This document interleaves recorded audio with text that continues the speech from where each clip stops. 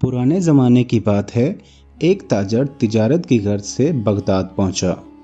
पिछले वक्तों में तिजारत का ये कानून था कि ताजिर जिस मुल्क में तिजारत करने जाता, सबसे पहले वहाँ के बादशाह से मुलाकात करता, अपना सारा सामान तिजारत दिखाता और इसकी खूबियों और इनफरादियत से आगाह करता। चुनांचा इस ताजर को भी बगदाद पहुंचने के बाद बादशाह के दरबार में पेश कर दिया गया। ताजर ने बादशाह के हुजूर तहाइफ पेश किए, फिर माले तिजारत निकाला और एक एक चीज़ की खूबी बयान करते हुए दिखाने लगा। हुजूर, ये पानी से चलने वाली घड़ी है जो मैंने यूनान से ख़रीदी है। ये कालीन है जो मैंने ईरान से ख़रीदा है और ये खालिस रेशम की तार से बना है। ये कलम मुलाहिज़ा फरमाइए जो मैंने जापान से बहुत महंगे दामों ख़रीदा है। ताजर ने एक एक माल की अहमियत बयान की। बादशाह ने मुस्कुराते हुए कहा, बहुत खूब, तमाम चीज़ें बहुत उम्दा नायाब हैं जो तुमने ईरान, यूनान और जापान से ख़रीदी हैं, लेकिन ये तो बताओ कि तुम्हें हिंदुस्तान में हमारे शायान शान कोई चीज़ नज़र ना आई। ताजर ने बादशाह को मुतासिर करने के लिए कहा, यूँ तो बादशाह सलामत आपके शायान शान बहुत चीज़ें थीं, लेकिन जो चीज़ मुझे पसंद आई, इसको हासिल करने के लिए मुझे कुछ अरसा वहाँ क़याम करना पड़ता, जबकि मेरे पास सिर्फ 2 दिन का वक़्त था। बादशाह ने पूछा, अच्छा वो क्या चीज़ थी? ताजिर बोला, जनाब वो एक मोती है और इसकी ख़ास बात यह है कि वो दूसरों को बांटने से बढ़ता है। इसको कोई चुरा भी नहीं सकता और इस मोती से बहुत सारे जेवर भी बनाकर पहने जा सकते हैं। बादशाह बहुत मुतासिर हुआ और कहने लगा, मैं इसे हासिल करना चाहता हूँ। इसने फ़ौरन अपने एक ख़ास वज़ीर को सामान सवारी और इस हिदायत के साथ रुखसत किया कि अब वो मोती लेकर ही लौटे। वज़ीर अपने मकसद के लिए निकल पड़ा।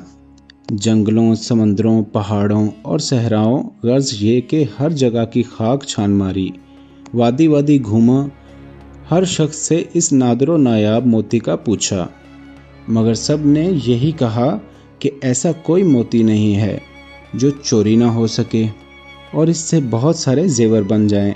लोग इसकी बात सुनकर हंसते और कहते, मुसाफिर पागल हो गया है। यूं ही महीनों बीत गए, नाउमीदी के साए गहरे होने लगे, लेकिन बादशाह के सामने नाकाम लौटने का खौफ इसको चैन नहीं लेने दे रहा था।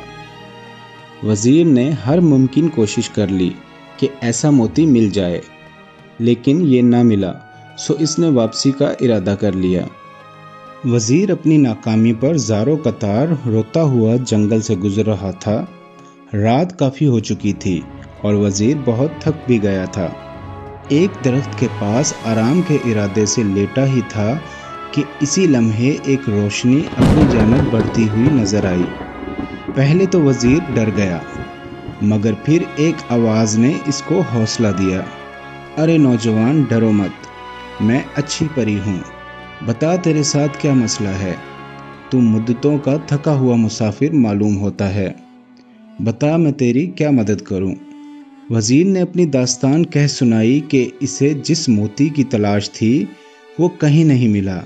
अब अच्छी परी वज़ीर के सामने आ चुकी थी और वो वज़ीर की बात सुनकर बेसाख्ता हंसने लगी। फिर बोली, अफसोस कि तूने अक्ल से काम न लिया और महज एक मोती की तलाश में महीनों मारा मारा फिरता रहा। वज़ीर बोला, अच्छी परी, मैं तुम्हारा मतलब नहीं समझा। वो बोली, भले आदमी, वो मोती दरअसल इल्म का मोती है, लेकिन तू इसकी ज़ाहिरी शक्ल को तलाश करता रहा। इल्म तो एक ऐसी शय है जिसे हज़ारों नाम दिए जा सकते हैं। कहीं इसे फलदार दरख्त कहते हैं, तो कभी सूरज से तशबीह देते हैं और इसे समंदर भी कहा जाता है, लेकिन इसे कोई चुरा नहीं सकता। लेकिन इससे जेवर बनाने वाली सिफ्त? वज़ीर ने हैरत से पूछा। परी ने मुस्कुराते हुए कहा, इल्म की बहुत सारी सिफात हैं, तुम इस मोती की सूरत को क्यों तलाश करते हो? याद रखो, हर शय की तासीर का ताल्लुक इसके नाम से नहीं بلکہ اس کے اندرونی خوبیوں سے ہوتا ہے۔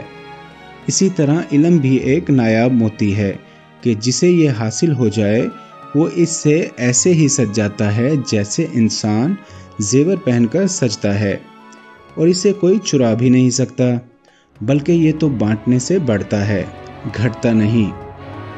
وزیر بڑے غور سے پری کی بات سن رہا تھا اور بالآخر اس بات کا قائل ہو گیا کہ واقعی علم ایک ایسا موتی ہے کہ جس کے پاس ہو وہ دراصل دنیا کے سب سے قیمتی زیور کا مالک بن جاتا ہے۔